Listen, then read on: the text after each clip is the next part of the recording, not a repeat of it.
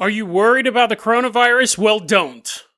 Witches are going to save us all. And then we take a look at an incredibly disturbing story.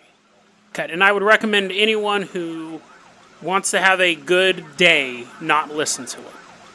The second part of this episode will be about the Anthill Kids. Today on Dead Rabbit Radio.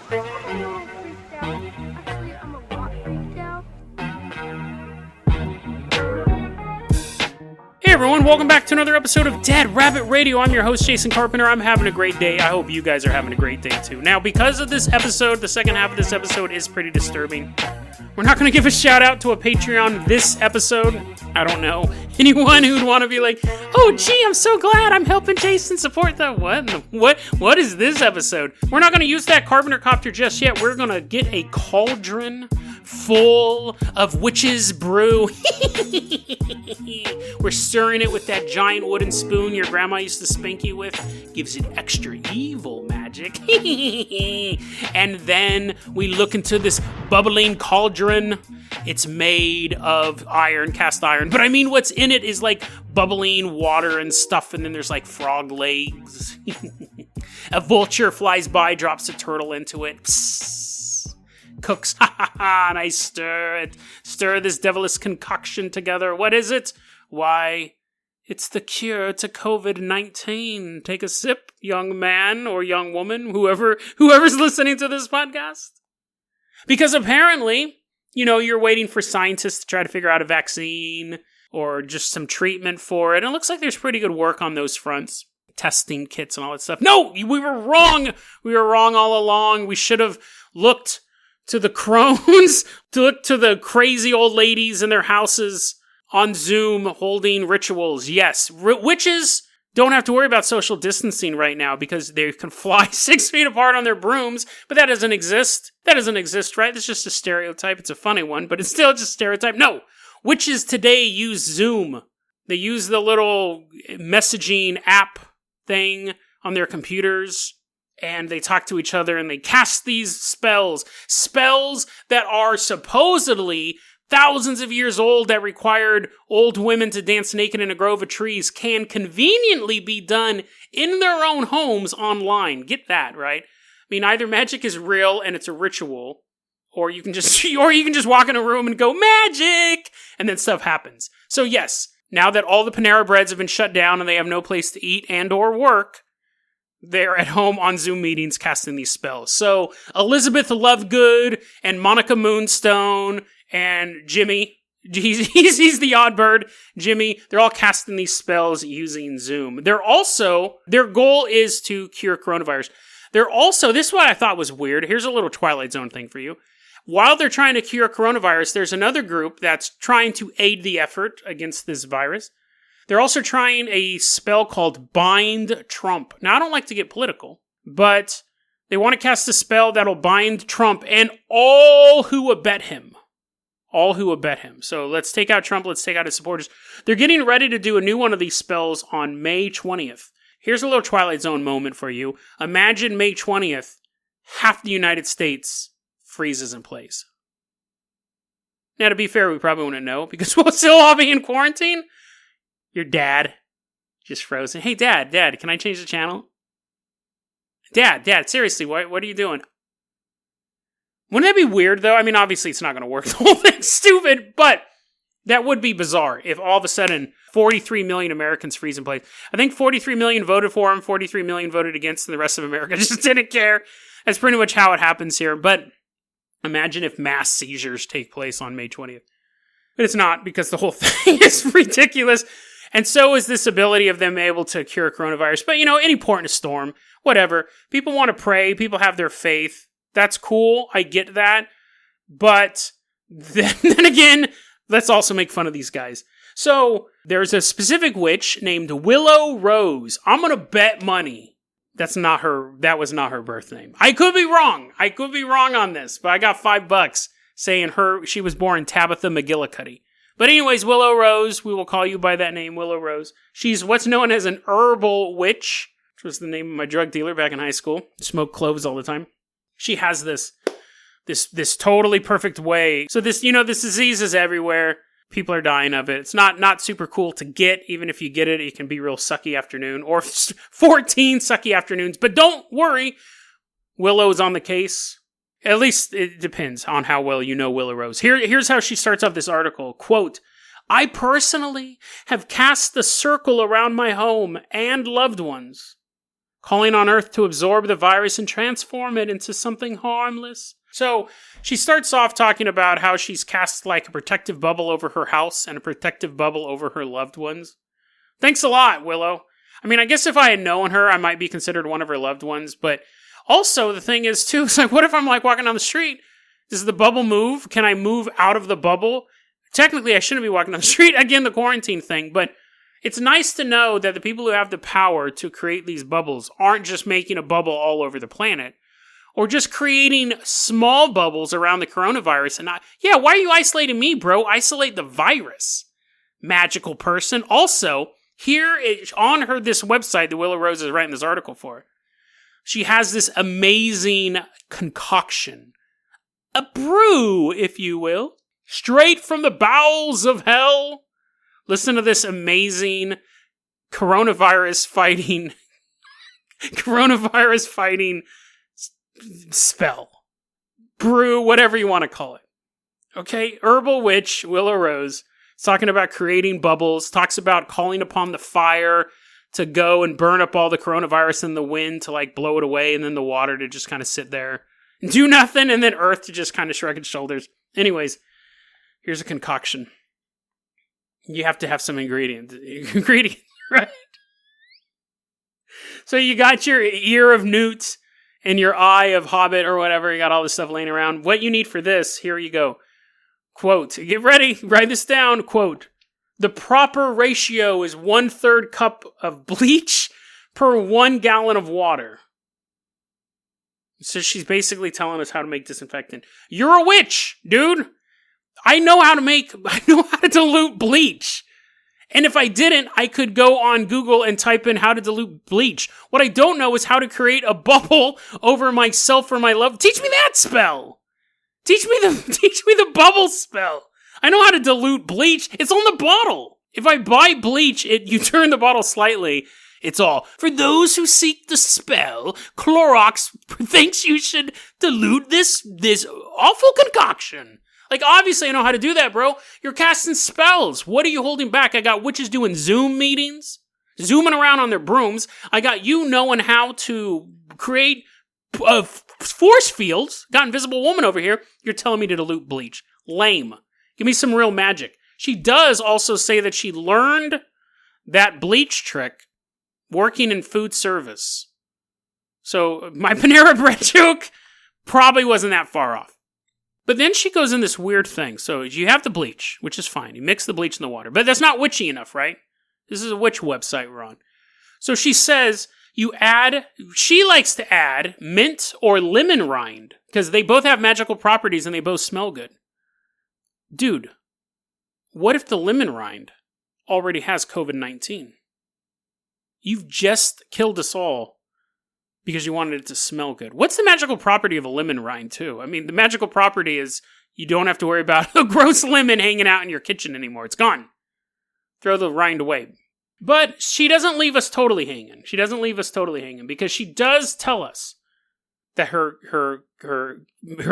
imaginary friend is working on this as well. She does tell us that the tulpa that she's created in her mind has a magnifying glass and is walking around and trying to figure everything out. Here's a quote from her, which again, to be fair, when I say it's an imaginary friend, it's not in looking around with the magnifying glass. It's not Sherlock Holmes. It's a panther. So that's even dumber. Right? If I have a magical being to help me out, I'd want one with thumbs. I'd want one that could, like, do stuff. I want to be like, come to me, alley cat. Wow! The hair is all sticking up. It's all dirty and stinky all the time. What did you learn? Well, I only learned stuff in alleyways and garbage cans, so, it's like, you didn't tell me, like, about what the governor's evil plans were? Well, unless the governor was in an alley talking about it, nah. Why would you have a panther to be your magical animal?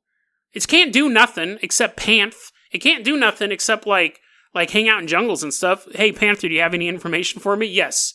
Yes, I learned that tourists are really yummy when I eat them. But her magical panther's on the case. Now, of course, your question is my question. What in the world is this panther supposed to do? She has an answer for that. Quote, I won't reveal the details of how or where I've put this spirit to work. I have been told by those trying to approach me energetically for healing purposes, and who have no idea this spirit resides with me, that there was a large and menacing cat keeping them away, unquote. So wait a second. So your panther is helping you cure COVID-19 and scaring away people who need your help. Because remember, she's saying people are coming to her to get healed, but instead there's just a giant cat bouncer wearing a white tank top, shaking its head. Which even then, a cat bouncer, it doesn't have thumbs. What's it really going to do to me? I guess maul me and eat me, but, if he had thumbs, he could hold me down while I was doing that. That's not helping, dude. People are trying to come to you. Imagine if you're had to go to the ER because you had COVID-19. There's a bunch of pit bulls in the waiting room. But she's not leaving us high and dry, even though we need her cleansing power, and there appears to be a giant monster cat preventing us. She gives us a song to sing so we know how long to wash our hands. Now, this is common. They popped up on YouTube. They got old real quick. Hey, everyone, look at my song where I'm singing Staying Alive, but I'm calling it Staying Alive because you might die of COVID-19, and it's 20 seconds long, and people were like, oh, this song's so great, and then someone else is like, oh, I'm doing that song Just Dance by Lady Gaga, but instead of Just Dance, it's Just Hands, and it's about washing your hands. Oh, man, that got old quick. Didn't it? Are people still doing that stuff? Oh, I'm doing that Linkin Park song Numb, but now it's Numb Your Fingers from Hot Water, and it's 20 seconds long. She has the same thing. Now, I'm going to read you this song, and I'm going to see if you can figure out what's wrong with it. This is to the tune of Row, Row, Row Your Boat. Or boat, as it is. I added an extra boat, because I wish I had a boat right now to row away from this madness. Here's the song. A 20-second hand-washing ditty, as she calls it, for kids of all ages. To the tune of Row, Row, Row Your Boat. Isn't the song just called Row Your Boat? I didn't know the song was called Row, Row, Row Your Boat. That's kind of... Anyways, here we go. I wonder if I can find an instrumental for this. Wash, wash, wash your hands. Don't be in a hurry. Take your time and do it right so mom won't have to worry. What? That's kind of dark. Like the mom's crying in the other room. She's like, oh my God, will my child die? And especially because I'm older. So my mom's in her 60s and she's worried about her young man. I'm still always be her little boy. She's crying at home. I hope Jason's okay. Kind of dark. Anyways, next verse. Wash, wash, wash your hands and scrub beneath the nails. If you wear rings, then wash underneath. Good hygiene never fails. I usually take my jewelry off before I wash my hands. I only have a ring, but I guess, you know what, to be fair, this is for a witch. So they have all their enchanted rings. They have the ring that if they take it off, Satan claims their soul. They have the ring that if it's off for more than a minute, they become an old crone. So that makes sense. You would have to point that out to them. But I think most people, they wouldn't have to do that. And also, you figure, you're singing this song. At this point, we're halfway through, so you're about 10 seconds in, and you only have 10 seconds left to finish washing your hands. They should have started it off. Take off your ring and wash, wash, wash your hands, because now I'm halfway through, dude. I'm in a rush. Here's the last verse. Wash. I hope this really isn't a spell. Now that I think about it, I will end up giving half of America a seizure on May 20th, because this is a binding spell. Wash, wash, wash your hands. Wash until they're clean. Okay, this one is creep. This one is this one can give people mental problems. Especially, remember, this is for kids of all ages. And really, let me say this. The big problem with this and just wash your hands and numb your fingers and all that other songs, it's just easier just to count to 20, right? Do you have to sing a song? If you are going to sing a song, just sing Row, Row, Row Your Boat. Which actually doesn't have an ending now that I think about it. Doesn't it just go on and on and on forever? Sing Happy Birthday Song. There's other ways. I don't have to learn the lyrics to a new song that's funny so you can get some views on YouTube. But this one. So we've been told that mom is already worrying about her little boy. I hope Jason's okay. We've also learned halfway through washing our hands. Oh crap, I gotta take my ring off. Now here's this part. Wash, wash, wash your hands. Wash until they're clean. Get all the spots, then rinse away the germs that can't be seen. if you can't see them, but you have to wash until wash until they're clean. But you can't see them, so you got to keep washing, and you can't see them, so you got to keep. That last verse is a curse spell to give people OCD. Wash until they're clean, they can't be seen. Wash until they're clean, you can't be seen. Wash until they're clean, they can't be seen. Wash until they clean, they can't. So it's possible that this ridiculous article written by a herbal witch was giving us some tips on how to protect ourselves. Not good tips, just, dilute bleach and wash your hands until the skin falls off, while she has bubbles and panthers to protect her and her loved ones. But it's possible that this was less of an article and more of a curse. Maybe someday there will be someone sitting in a mental hospital. We'll be walking by with our clipboards because we work there. All of a sudden, we're writing down notes and we see someone in the corner of the room going, wash until they're clean. Wash until they're clean. Wash until they're clean. And then they look at the camera. Wash until they're clean when the camera gets closer. And then push cut to black. Credits roll, directed by Jason Carpenter. Anyway, so that is the end of our witches fighting the coronavirus. Now, that went on for a while because this next part is super gross. This next half of this episode is pretty disgusting. So if you don't like disgusting stuff, I recommend... And when I'm saying disgusting, this isn't dude pooping his pants and throwing at people in McDonald's. This is closer to the story about the bear who was eating people in the Japanese village, but even worse. So if you're not into that type of stuff, I'll see you tomorrow.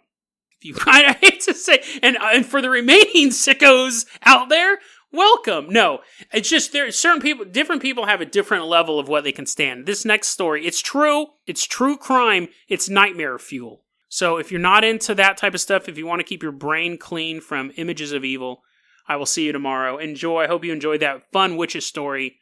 Maybe went on a little bit longer than it needed to be, but I wanted a good cushion for what's coming. This story was actually a recommendation on Gmail from Abdullah, and his mom listens to the show, but they've been listening for a long, long time. And he recommended the story to me a while ago, and I read it, and I thought, no. No, that's pretty gross. But it stuck with me. And I think it's an interesting story, and I think it's, in a way, an important story. Let's hop on board that Carpenter copter. We are headed up to Canada. And thank you for the recommendation too, Abdullah. As disgusting as it was, I appreciate it. We're headed up to Canada. 1977, a cult is founded by a man known as Roch Thériault. I don't know how to pronounce his first name or his last name, and I could care less. He's a piece of garbage. He dropped out of school in the 7th grade. He's having trouble. He drops out of school. And he spends his time reading the Bible. Now, the Bible is a source of inspiration for millions, a billion people. But like any dense text, it's very, very open to interpretation. And the problem is, and I think that's why you have to have scholars. You are totally free to study the Bible, any religious text you want yourself. I think there's a lot of worthwhile stuff to it. But when we come across questions, it's good to have scholars who can interpret things for us or help us interpret them. I think it's very, very important to have. Because it's a dense book. And there's a lot of imagery and there's a lot of things in it that don't make sense. And you should read it a couple times if you're interested in it. Because if you don't, you tend to interpret it in very egotistical ways. Now, there are different interpretations. Some people can say that this verse means this or this verse means that. That's fine. But what happened with Roch, what happened with this idiot, was that he kept thinking that the book was telling him an apocalyptic vision. And again, that is not super rare, but he begins to see himself as a major player in the end of the world. Originally, he's a Catholic. He transfers to Seventh-day Adventist. He begins to get older. He's a very charismatic man. He begins speaking knowledgeably about the Bible for people who don't know the Bible. You mix charisma with a holy text and people who don't really know what the text really says, bad things start to happen. Everyone in life wants a purpose. It's just part of the human condition. Some people find the purpose in being a parent. Some people find the purpose simply in being a good employee. And sometimes people look down on that. What? That's all that you wanted? You wanted to work at the same job for 40 years? Yeah, that's all they wanted. But some people never find their purpose. They die never knowing what they were put here for. Or, that's sad, but I think even worse is knowing what you were put here for and not being brave enough to do it. But the people who were joining Roch's cult, they just were completely lost. Men and women and children. Children really didn't have a choice, right? The parents are going to do it. They're kind of stuck. They begin to hang out with him. Now, he had a pretty strict setup. It's all about healthy eating, no drinking, no smoking, no drugs. Let's live a healthy lifestyle. We can be good together.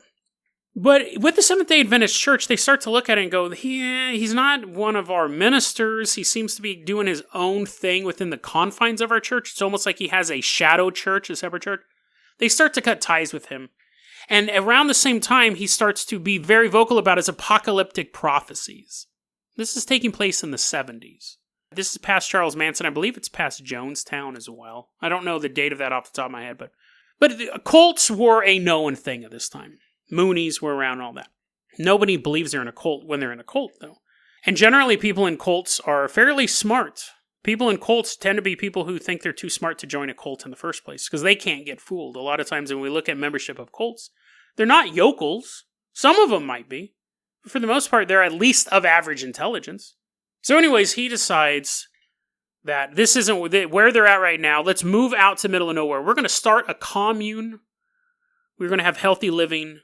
We are going to prepare for the eventual end of the world. So they start this commune out in the middle of nowhere. And he's sitting on this hill one day and he sees all of his followers. At this point, he had about 30 people in his group.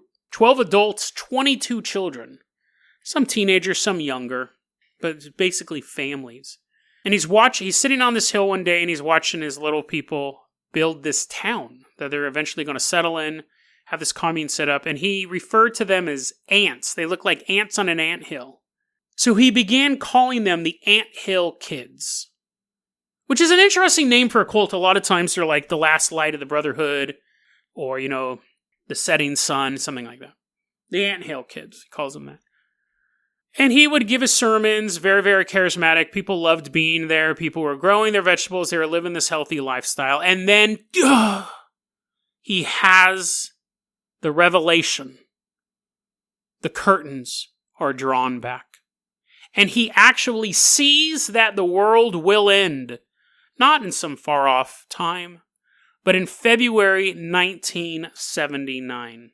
He starts to put some strict rules into place. The members of the Anthill Kids cannot talk to friends and family who are not in the group. That's cult 101.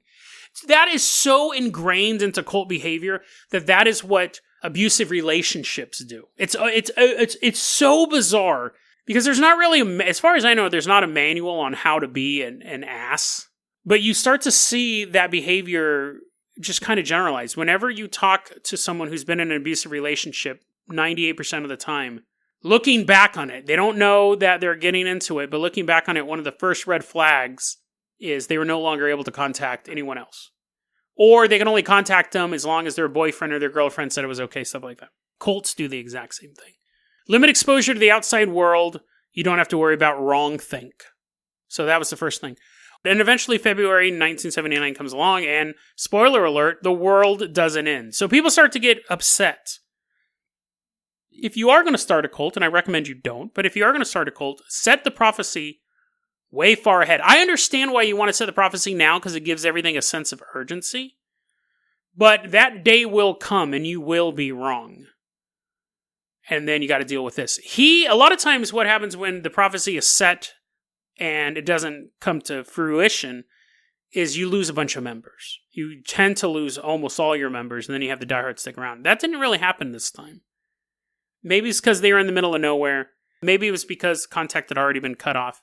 But it doesn't come around. People are a little upset, and that's when Roch realizes that he needs to really consolidate control. Anyways, so this is when things really go downhill. And again, if you've listened to the episode this long and you're like, this isn't that disgusting. Ugh. He starts drinking. Now, remember that whole healthy living thing? Oh, no, that's only for the peons, you see. The leaders can drink, not you. So he's drinking to the point he develops a serious alcohol problem. He makes it so the cult members can't even talk to each other unless he's present. They can't sleep with each other unless he gives them permission. But to make sure things don't get too crazy, right? You're not going to deprive people of sex. He says he can sleep with the women. In fact, he has to sleep with every single woman in the group. God commanded it. God commanded it. He began spying on people, and then he would confront them, saying that God told them what they had said or what they had did. He's consolidating his power. How else would anyone know what we said? God must have told him that. One of the ways they raised money was to go out into town and sell baked goods. And they had quotas. Didn't meet the quota? You were punished. You talked without permission? You were punished. You slept with someone without permission? You were definitely punished. You questioned him? You were punished. There's a sliding scale to what a human will endure, right? If you walked into a room and someone hit you over the head with a sledgehammer, assuming you survived the attack, you'd leave the room. But if you walked into a room and you stepped on a tack, it'd suck. You continue to hang out in the room and you get stung by a bee. Hang out in the room a little bit longer. Kernel gets stuck in between your gum line and your tooth. Till eventually you've been in the room for 2 years and you get hit on the back of the head with a sledgehammer. You've been acclimated to the pain of that room. It's another thing we see in cults. They never jump to the most extreme thing first. And it's, again, abusive relationships. It's never, you're not getting punched on the first date, right? Punishments began with getting hit with a belt. You get hit with a belt. Pluck your hair out one by one. An annoyance, not fun. It would hurt a little bit. Sometimes Roch would just walk up and poop on you, which, that's kind of funny, right? Like, it wouldn't be funny if it was happening to me, but if someone goes, listen, I can hit you with a belt, or I can poop on you, I'd be like, how big's the belt? Right? Like, because I really don't care. Eventually, the torments escalated. And again, these people are committing fairly minor violations of this guy's made-up law. He started making them eat poop. Now, it's funny, I actually got a comment not too long ago, and they're like, Jason, please stop doing poop stories. And I was like, oh, I've only done like 3 in the past 2 months. Didn't realize this is also a poop story. They were being made to eat their own poop or other people's poop. They're also being made to eat dead animals, like dead mice, which again, I'd be like, how big's the mouse? Like, I would much rather just eat the mouse at that point. But then, of course, it gets worse. Because it not only became not only an issue of punishing someone, but another member of the cult proving loyalty to Roch. So when someone broke a rule, he would no longer walk up and poop on him. He would give you a pair of bolt cutters. Take off one of their toes. That person lied to me. Take off one of their fingers. Members of the Anthill Kids were being dismembered. It's 1982. This has been going on for years. Keeps escalating. You broke a rule? We're going to break your legs. Roch walks in with a sledgehammer. No. I have a better idea. You broke the rules. You have to break your own legs with the sledgehammer. So there, surrounded by fellow cult members, looking up at your leader, smelling the alcohol on his breath, he hands you a sledgehammer, and you smash one of your own legs until it's broken. And then things get really bad, because Roch begins to see himself as a non-corporeal being, a healing spirit. He doesn't need medicine to cure you.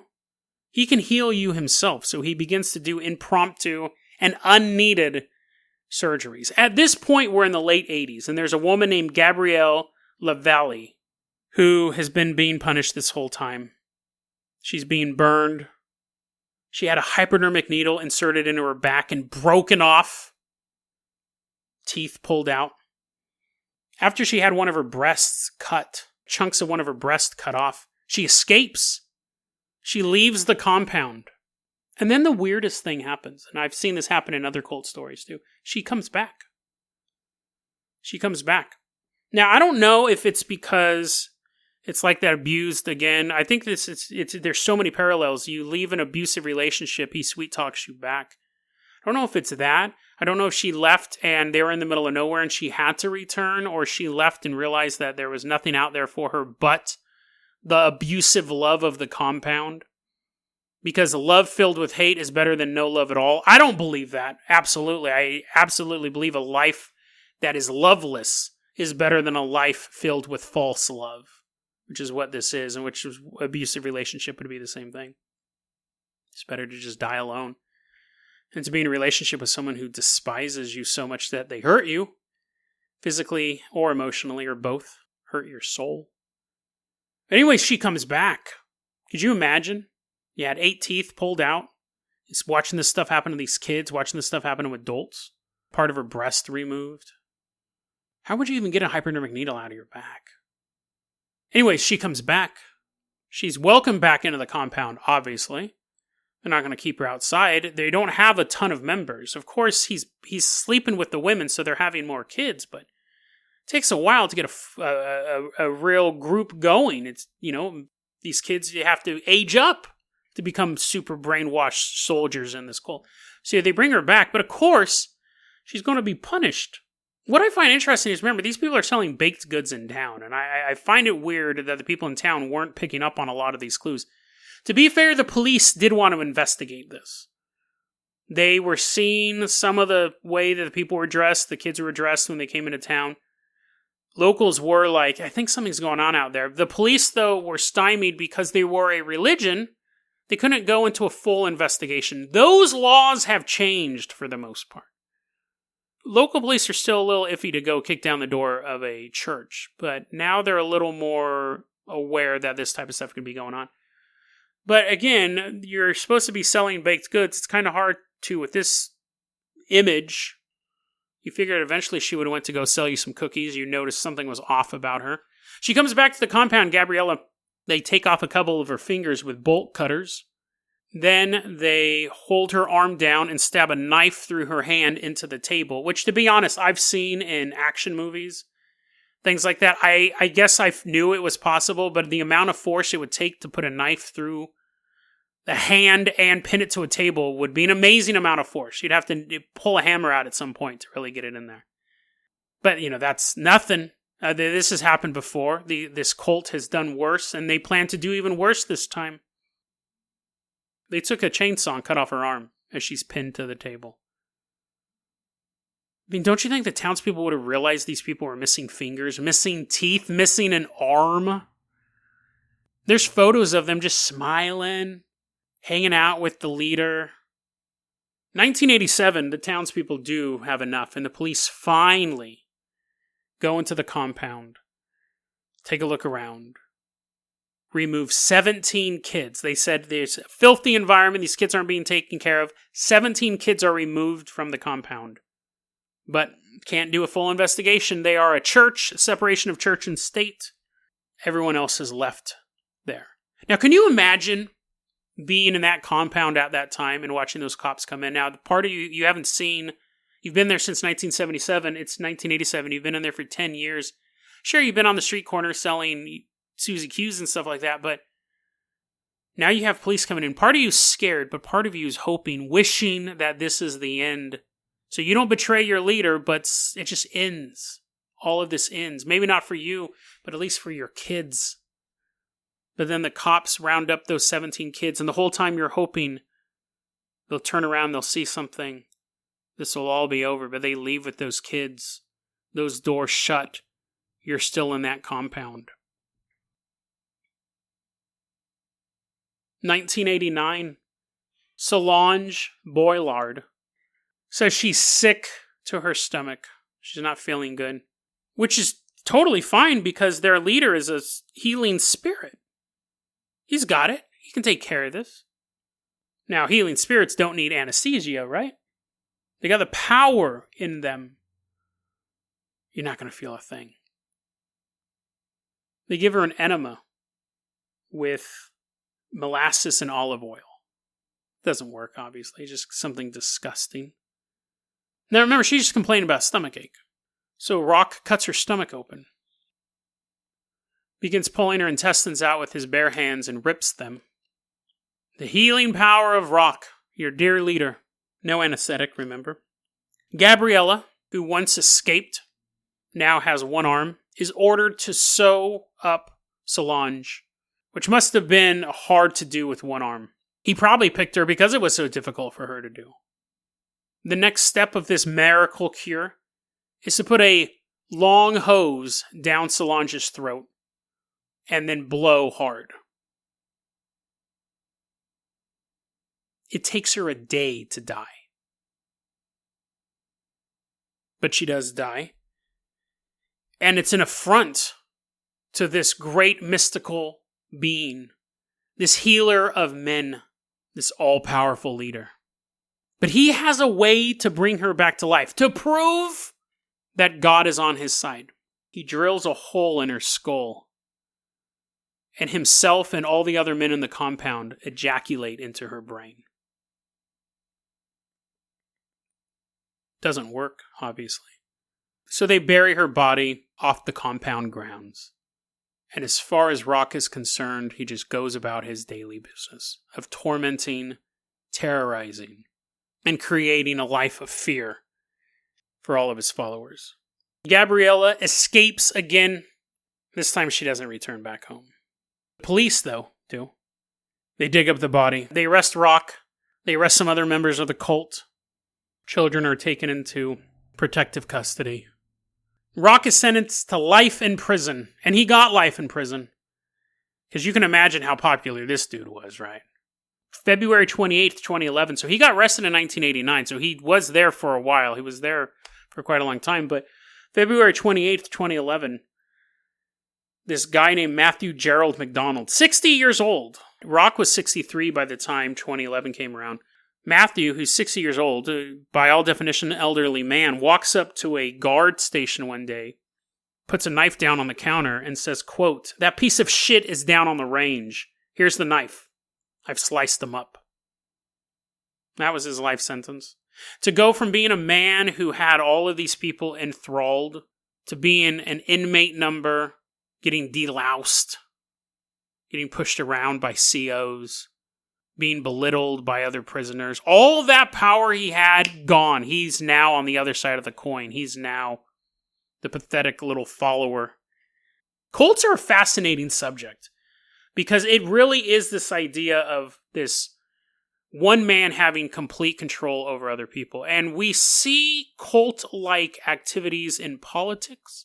We see it in industries. You could say like Elon Musk has a cult following, or Steve Jobs has a cult following. You could say Trump has a cult following, or Bernie Sanders has a cult following. But when we use those examples, they're cult light, or cult with little asterisks next to it. The Anthill Kids is a actual definition of a cult. It's a subset of a major religion that turned from light to darkness like that. Within 2 years, people were getting beaten after they tried establishing a heaven on earth to spend their final days before Jesus returned. It's fascinating. It's one of those things that I think a lot of people... I believe that cults are the thinking man's serial killer. I think a lot of people are into serial killers, and that's fine. I was never a huge fan of them. I read a lot of true crime, but I think serial killers, for the most part, it's like, it just gets old, right? You profiled one serial killer, you profiled them all, as Dana Scully once said. Cults, even though they share a lot of similarities with other cults, I find more fascinating than serial killers because it really takes two elements: a cult leader and an otherwise normal human being to follow the cult leader. And that otherwise normal human being has to be able to endure things that me telling you, basically this episode was a list of horrible events, right? And it is in linear order. And to be honest, I left some out. And it requires a normal person to wake up every day and to watch these events happen and to simply disregard them, even when they were happening to themselves. And again, I think that's why cults are serial killer is just kind of an event that happens. Cults are an interesting thing because you can tie it into the cult of Apple, where you need to have all the Apple products. But you can also, again, that's like a cult-like thing. A cult is really just more people involved of an abusive relationship. All of these cult activities and tricks and stuff are the same thing that people use when they want to control people in an abusive relationship. And to people outside of the relationship, it seems absolutely nuts they're still together, right? But yeah, cults are basically an abusive relation. It's your abusive boyfriend, your abusive girlfriend, but you're sharing that significant other with 20 other people. But the tactics are the same. So that's the story of the Anthill Kids. I hope I didn't ruin your day just by reading out a list of horrible things, because that's basically what it was. But I think we cover a lot of monsters on this show. We cover a lot of high-level conspiracy theories on the show, but sometimes it's important to take a look at true human evil. It's not something I want to do all the time. I think that would be a different podcast, but it's something that we should look at from time to time. True human evil. Because I think it's important for us to be aware of it as well. Whether it's a cult, whether it's some crazy cult like this, or there is an abusive relationship going on at your workplace, at your school, at your hometown, we can look for those signs. When you see the person come in and, hey, how'd you break your wrist? Oh, it was nothing. It was golfing. What? Golfing? How'd you break your wrist? Oh, I was just doing the laundry and I fell down. Broke my ankle. Both of them. If the people in town had been asking those questions, really been pushing for an investigation, it's possible that lives would have been saved. Limbs would have been saved. Psychological torment would have been saved.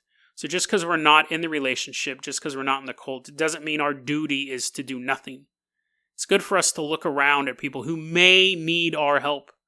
Because they may be trying to leave that relationship. They may be trying to leave that compound. But if they think there's nothing for them on the outside, they will stay there.